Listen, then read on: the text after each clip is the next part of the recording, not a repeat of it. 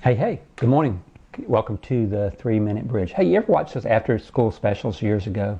There were a number of them that had plots that went something like this. You had the popular kids over here, and you had a couple of friends over here, and the popular kids were always mistreating these kids. But then one day they began to accept one of them, and that person began to go over and pursue that relationship and sit at the popular kids' table. And their friend was saying, "What are you doing? You know they're just using you. Think about what they've done to you in the past. Think about how this is going to work out." You've probably seen that. Well, hey, we're going to kind of see that work out in the book of James today. James has been giving the believers some reasons why they shouldn't favor the rich over the poor in the congregation. The first reason he gave them was God has chosen the poor of this world to be rich in faith. Now in verse 6 he gives them a second reason today. He says, "You're dishonoring the poor." He said, "Isn't it the rich who have oppressed you and personally drag you into court?" So the believers there had been mistreated by the rich. And God through James is pointing out, don't you see, you are pursuing and you are trying to gain favor from those who have consistently treated you badly and hurt you. Now, let's cross the bridge.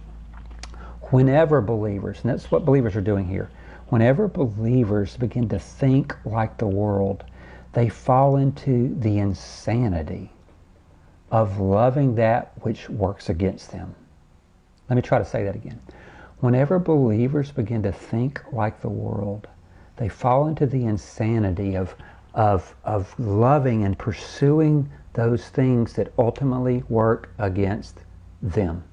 And so as you just think about in your life, what are those things that work against you, but you keep pursuing them? You keep loving those things that work against you. God's Word always drags us back into reality, to see things as they really are.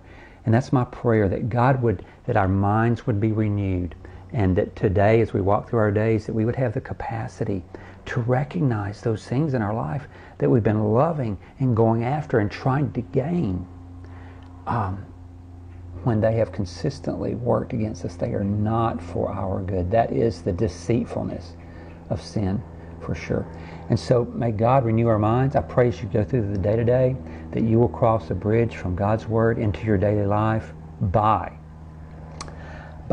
not thinking like the world, but by having the mind of Christ and not loving those things that work against you, but rather we love God who works all things together for your good. I pray you do that today and have a great day. See you tomorrow for the 3-Minute Bridge.